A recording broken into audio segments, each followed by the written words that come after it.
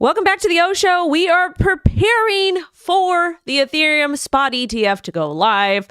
And when that goes live, could we have a brand new alt season? Well, another alt season, because we've already kind of had one. The alt season we had was with memecoins, which every single cycle is a bit different. In addition to that, we have a pro crypto VP candidate that was just announced yesterday, JD Vance. We're going to talk about who he is, what he stands for, what you need to know. And in addition to all of this, Ripple, I think, gave a pretty big donation to support these efforts. So we're going to talk about all these things. We're going to talk about the market. There's a lot to get into. Also, too, I got this at Target. It was $5. And of course, I used Target Red Card because it matches at the office and it's cute. It's good to treat yourself sometimes. And it matches. It's good for my. Anyways, let's get straight into it. Sailor Moon. No, that's I don't know what it is, but let's get straight into it. All right, let's go over here. This is a current look at our market, at the crypto market, you guys. This is going to be the weekly. Everything is up. Taking a look at the daily. Daily's looking great too. The fact that we have a 21% gain, there are almost 20% gains across the board for the most part. Pretty nice. Pretty nice to see. So shout out to everybody who took profit prior to the dip, that is actively managing their positions and then buying that dip and then getting back in the market. That's how that works. Or you can just hold. But we do talk about profit taking a lot because profit taking is important. If you are not practicing profit taking, if you do not have an exit or entry strategy, you need to probably re-look at your portfolio. The bull market will not last forever. And that's why we talk about making moon bags, all of those things. Oh no, this is the daily. The fact that we closed above Bitcoin at $60,000, we hit an all-time high of $65,000, currently at 64, and then we got a swing wickle all the way down to 62. Wow. A little bit scary, huh? No, we're doing okay right now. But again, this is why we practice risk management, because what happens? I'm not saying this is the case. What happens if we created a local top here at about 65,000 and then we absolutely nuke? What happens if that happens? And then we hit that $50,000 target. I'm not saying it is. I'm just pointing this out as a courtesy to you all, because I think we're bullish. I think that there's so many different things that are happening that are exciting, with all the pro-crypto public servants, with all of the positive news regarding Ripple. We had some price action there. And then in addition to that, all of the cases the SEC has been dropping lately. Those are important too. Those matter. They do. Those matter. So the markets are doing good. People are happy. Numbers up. So just go and take a look at your trading and investing strategy. I believe in you. But as far as the daily goes, we created a local top at about 65,000. And we, one little thing I'm like, that I don't necessarily like on this 4-hour chart. Sorry, it was a 4-hour, not the daily. We got the swing wick high to 65 and then we failed. We haven't been able to break above $65,000. However, what happens if we just create a new range and we continue to go sideways? That's a possibility too. It could happen. It could very, very well happen. And now with that being said, I want to kind of zoom out just a tiny bit. Let's go to the daily and see what we're working with. This candle right here, when you do zoom out, actually looks incredibly bullish. Reason why it does look incredibly bullish is because we hit 65,000. We got a swing wick low all the way to 62. And we are currently trading at about 64,000. So maybe we're going to tap, and then pop back up. So I don't know. To me, man, that's bullish. Also, too, with Solana. Solana is successfully above $160. Woo! I was buying some at around 140, adding some more to my bags because I do think we will get a Solana spot ETF approved. But I do want to talk about Ethereum. So this is the Ethereum chart over here. And again, you guys, we do have ref links for different exchanges down below. Not your keys, not your coins. Read the terms of service, blah, blah, blah. All that fun stuff, okay? Now, that being said, ETH pumped to $3,500, had a swing wick low to $3,300, and currently trading above our trend line here at about $3,400. This is bullish. This is wonderful. This is fantastic. I love to see it. I love it. I like it. 14. Give me 14. So that's good. That's positive. Actually, let's go ahead and first cover the Ethereum spot ETF story. So Ether spot ETFs could see up to 5.4 billion of net inflows in the first 6 months. And this is according to Citibank. to Citi. They're likely to be 30 to 35% of Bitcoin equivalents as far as inflows. That means purchases, money flowing in. Citi says this gives a range of 4.7 billion to 5.4 billion of potential net inflows into Ethereum ETFs over 6 months. And the flows could underwhelm due to lack of staking and Bitcoin's first mover advantage, the bank said. That makes sense to me. The fact that we don't have staked ETH, that's a little bit problematic, especially when you're talking about a regulated traditional financial product. Why can't we have staked ETH? Well, then you would give that essentially the people that are buying the ETFs, they would get returns back staking, like kind of like dividends maybe. And so what's an issue with that? I don't see what the problem is. But I do understand the first mover managed with Bitcoin. But at the same time, we're in the bull run. So we'll see what happens. But either way, remember, you guys, with Ethereum, you can simply buy Ethereum. You don't need to use the spot ETF. If you are somebody that is interested in, a traditional financial product and a person to kind of help guide you, someone that can actually give you financial advice, I can't. I'm an entertainer. Dame.io, they're down below. They create like custom 401ks and all kinds of stuff, and they can actually help you do a lot of those things. I use them so that when I pay my taxes, because I pay them every year, I get some tax benefits, because if you move money in traditional financial products, you can pay a little bit less in taxes. And we always want to do that. We want to grift ethically within the constraints of the law. Why do we do that? Why wouldn't you want to do that? Okay.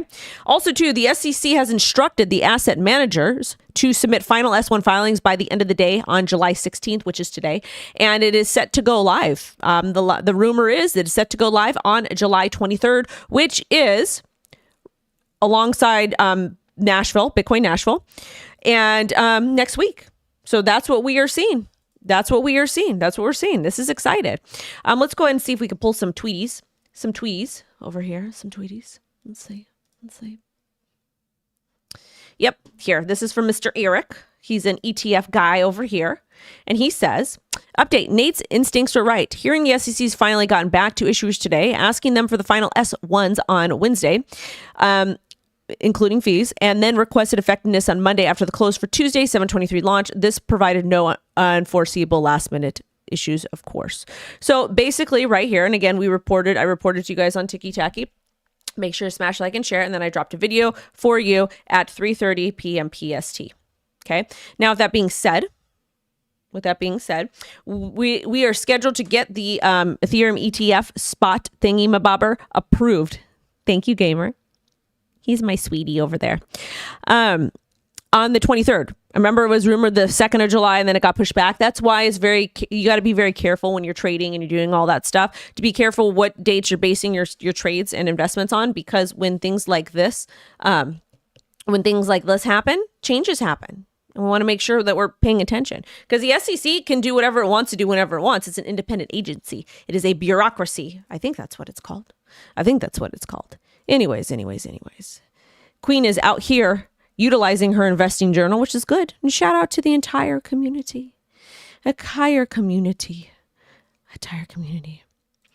All right. Now let's go ahead and get into this next story over here. Let's see. What's this? Bitcoin. Bitcoin is the top #1 performing asset since 2013. I'm going to share this video with Mr. Charles. I've been on his show. It was an amazing experience. But let's go ahead and listen to this about Bitcoin's assets, or Bitcoin being with the #1 performing asset since 2013, because this does very, very, very much matter.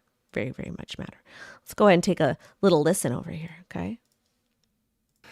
Why do people love Bitcoin? Why do they love crypto? Well, I got to tell you something. 28% of young folks say they want it, and I'll tell you why. Going back to 2013, the #1 asset, the #1 performing asset, Bitcoin.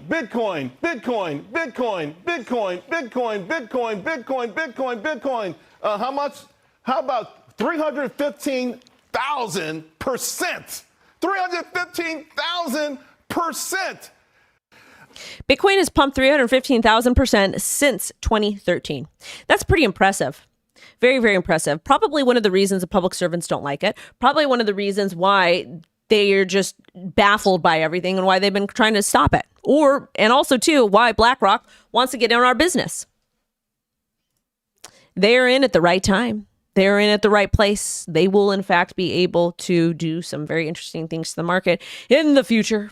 But we're not here to talk about it, because we're just going to be bulltards all day today. That's exactly what we're going to do. So let's get into the next part of the show. So this is from Akram. 5.8 billion Mt. Gox Bitcoin on the move. Mt. Gox wallets moved a total of 91,755 Bitcoin, 5.8 billion this morning to new addresses. And part of that was to Kraken. Kraken has successfully received funds from Mt. Gox trustee to distribute within 7 to 14 days. So it doesn't say how much has been received and how that part is going to work. Let me see if we got any information on the notes. I'm really hungry this morning. Really, really hungry this morning. Yeah. Yeah, and Bitcoin dipped on this news as well. But Gox is going to be one of the custodians for that, the trustee. So they're going to be distributing it. I don't know exactly how that's going to work. I don't have the notes there. But at the same time, you guys, pay attention. Pay attention. This could definitely impact. Also, too, 7 to 14 days. That is going to be basically the next 2 weeks. So the week of the 22nd and the 29th, we can have some market volatility. I'm just going to be sitting cozy in my spot. Cozy in my spot. Now let's go ahead and talk about Phantom Wallet. If you're using Phantom Wallet, please listen to this. I did a video for you guys. I'm going to do it again. Phantom has turned off its cross-chain swaps due to ongoing Li-Fi exploit. If you have used our bridge feature, you may be impacted. We recommend using Revoke Cash to revoke the 4 contracts listed below. I'm going to go ahead and toss this into the chat for those of you who need help. This is the official Phantom page on X. I highly recommend you fact check me though before you do anything. Before you do anything. All right. All right. So there's that. All right. Now let's talk about Squid Grow, because Squid Grow's got some exciting things that are happening. They just made a new announcement. And again, you guys, they're partners with us on the channel. And I also work alongside them. Some of my favorite people in the world. So big news for the Squid Grow community. We are announcing a significant update to the taxes effective immediately. We have adjusted our tax structure. The buy tax is reduced to 2% and sell tax reduced to 2%. The adjustment ensures that every transaction remains beneficial not only to holders, but also to strengthen the Squid Grow ecosystem by continuously contributing to the liquidity pool, the LP. And we want to thank our community, because that's exactly what Squid Grow is. They're here for the people, by the people, and we appreciate it. So yes, what's going on with Squid Grow? Because we talk about them here and there, but what's been really going on? Well, I can guarantee you that Silent Swap will be launching. They're in the war room, basically, making sure everything is being tested properly before we just drop it. Obviously, you can't make sure things are perfect before releasing, but at the same time, you want to make sure it's going to be safe. So basically, people are playing around with things and making sure that things are working properly. So then when the product gets to you, you will be able to use it successfully. And if you don't know what Silent Swap is, it is a cross-chain DEX, and all of your transactions are going to be silent. They're going to be quiet because privacy does matter. We are all law-abiding citizens, and we all pay our crypto taxes. And at the end of the day, we deserve to have the same privacy that we get with cash. So hold on to your horses. Silent Swap will be launching. In addition to that, there's not going to be a token affiliated with that, which is fantastic, because if Shib wanted to, the CEO, founder, he could have said, you know what, we're going to do a token. And he didn't. A lot of other projects would have done that. So love to see it. We've got our Squid Grow. That's our token. That's our baby. But Silent Swap is just going to be a tool that you can use. And if you'd like, join the community. Amazing people. I love it. I love it. I love it. Give me 14. All right. Now let's talk about this big Ripple donation. Ripple donates $1 million to unseat Warren. Winklevoss twins donate to pro-Trump super PAC. So let's read what's happening, because this is Mr. Deaton over here. So Ripple Labs has donated $1 million to super PAC set up by attorney James Murphy to help unseat Senator Warren and elect pro-crypto lawyer Deaton. If you don't know who Mr. Deaton is running to unseat Warren. In addition to that, he helped represent, I believe, 75,000 XRP holders when the SEC was unjustly going after Ripple, which they're still unjustly going after Ripple, but he helped to represent them. I personally believe that what the SEC did, they could have gone about things a little bit differently. They didn't do that. They decided to just litigate instead of allowing companies to go in and register and talk to them and get guidance. And what that did was it did cause market manipulation with XRP, in my personal opinion. And on top of that, it's caused a honest company to spend more time in court than innovating. And that's not okay. And the reason why that's not okay is because we are in the United States of America. We don't want to push companies overseas. We want to make it easy for companies to do business in America. But at the same time, we want to make it safe for retail. By making it safe for retail, what does that mean? That simply means tell me what I can and can't do. What I can and can't do. So again, this is important because Ripple stepped up and they donated quite a bit of money. $1 million is a lot of money. I don't care how big the company is. It's a lot of money. Cameron and Tyler Winklevoss also donated $500,000 to the pro-Trump super PAC, according to separate filing with the Federal Election Commission on Monday. I want to go ahead and read some of the details here because this does matter. This does matter. So, yeah, they're two separate PACs. The Winklevoss twins, which I'm not very happy with Gemini right now, also donated $4.9 million to Fair Shake, which is a pro-crypto super PAC in February. Each twin also donated $1 million worth of Bitcoin to Mr. Trump's campaign in June. Cool. Happy for them. I wish they would have, I wish we would kind of come together as a community and start pushing pro-crypto candidates like Mr. Deaton. But, of course, we say we're for the underdogs, but when a push comes to shove, are we really? But again, big shout out to Mr. Attorney James Murphy. I've worked alongside them. Amazing people. Great. Absolutely wonderful. Now let's go ahead and talk about who the heck JD Vance is. Okay. We did a little video yesterday. This is from Ellie. It's his running mate. He has a strong pro-crypto record. Voted to repeal SAB 121, slammed the SEC for the debt box incident. In 2023, introduced a bill to improve bank regulation and make sure customers like crypto firms and pew manufacturers are not being discriminated against, because that happens. And for some of you that don't know, let me give you guys some history, crypto history, early Bitcoin history. SW workers or SWs, they were unbanked, and which can be problematic. And they would turn to Bitcoin to get things situated. I'm not saying it's the right thing to do. I'm not condoning it. I'm just simply saying there's been a lot of industries that have had to go the crypto route because unfair banking regulations. You should be able to, and that's the thing too. The crazy thing about it is, like, I think the IRS said something like, if you are selling rugs, you still have to pay taxes on that. Or if you commit fraud, you still have to pay taxes on it. How are you supposed to pay taxes on that stuff when you don't have a bank account? Okay, 1 + 1 = 69. And I'm not condoning any of that stuff. I'm just kind of, talking about it. But anyways, he introduced a bill to improve bank regulation, make sure customers were able to get accounts. Because again, you can't do anything in America without a bank account.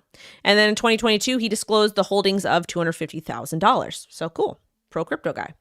Now over here, I want to watch this video with you guys. This is going to be some chat about Mr. Vance. I think this is the one where he's slamming Gary Gensler. Let's see. Is it this one or is it this one? Oh, it's this one right here. We're actually gonna watch this together as a family because it's important. Well, it's important. I want to hear it with you guys because again, this is important. I told you all I voted for a pro-crypto candidate. They're like, but you're a woman. Why are you doing that? Well, women are used as pawns and employees anyway, so it doesn't really matter. They don't have our best interest in hand, so it doesn't matter. Why do I say that? Go look at Matt Walsh's post. If you care about women, you wouldn't make a comment like that. But what do I know? I'm just an idiot on the internet. Let's just start out with the very top with you. In 2016, you were the CFO of Hillary Clinton's failed presidential campaign. Is that correct? And this is JD Vance, by the way. I was proud to be chief financial officer to the Clinton campaign. Great. Chairman Gensler, is it also correct that your current enforcement director, Gerber Grewal, was most recently the Attorney General of New Jersey? A yes or no answer will suffice. He served his nation well, and he was Attorney General of New Jersey. So just to recap, the Attorney General of New Jersey is the guy who refused to enforce immigration laws and cooperate with ICE. He also launched, I believe, 8 separate investigations against Donald Trump during his time as Attorney General. Chairman Gensler, is it also correct that your recently hired General Counsel, Megan Barbero, was previously Deputy General Counsel under Nancy Pelosi and litigated 2 impeachment hearings against Donald Trump? I believe she was Deputy General Counsel of the House of Representatives. Great. So, and I'll also note that one of your senior enforcement counsels is married to Peter Strzok. My point here, Mr. Gensler, is that you seem to have a very troubling pattern of hiring at an impartial regulatory agency a lot of people who seem to have a vendetta against the former president. And I fear and I worry that that has implicated itself and affected the policy at the SEC. But maybe I can appeal to your sense of self-interest. If you guys use the SEC in such a politically motivated way, eventually you're going to be out of power. And I have to say, Chairman Gensler, turnabout is fair play. Wow. That was incredibly powerful. And thank you so much to Digital Asset Investor for sharing that. But that is our potential VP. And I appreciate the way that he went after Gensler. I think all these committees and these hearings and all the stuff they do is kind of stupid, honestly, because they just talk out the side of their neck and it takes such a long time for change to happen. When we do, in fact, take a look at this over here, this was I think was in 2022, I want to say. And that's problematic for me because we allowed so much turmoil to happen to the entire industry. Problematic. But at the end of the day, it is what it is. So I think that that is a very powerful clip. I think it is an amazing clip. And I hope that we see more people stand up and do the right thing because it's a little bit problematic. Okay.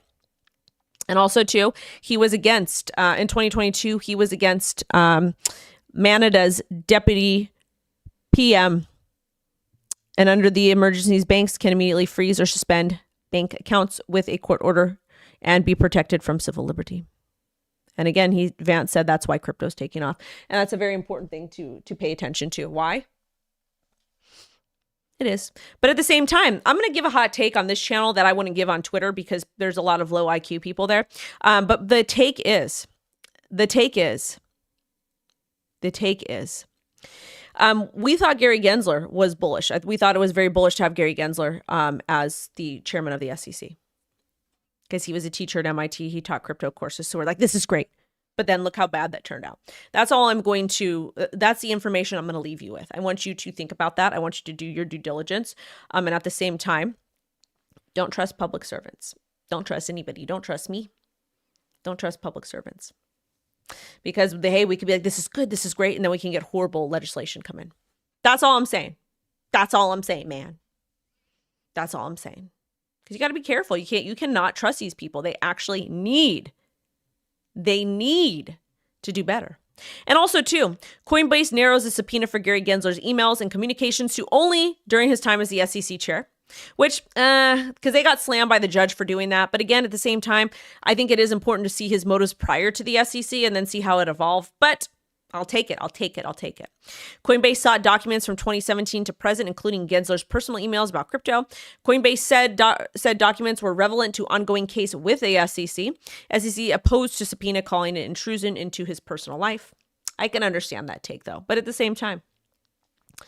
But the latest is that Coinbase narrowed the subpoena down to Gensler to seek documents only from his tenure at the SEC chair starting in 2021. I'll take it. And Coinbase plans to file an opening brief for the motion to compel on July 23rd. And that's also the same day the spot ETF is supposed to get approved. Anyways, you guys, that's the show for today. I got to go do some things, maybe. I don't know. I'm actually hungry. But anyways, shout out to everybody for watching the show. I will catch you guys later. And maybe stay tuned for the 3:30 p.m. PST video because you don't know what we're going to drop. Bye. Bye, guys. See ya. Can Gary look at jail farm? What did he do with the SEC? No.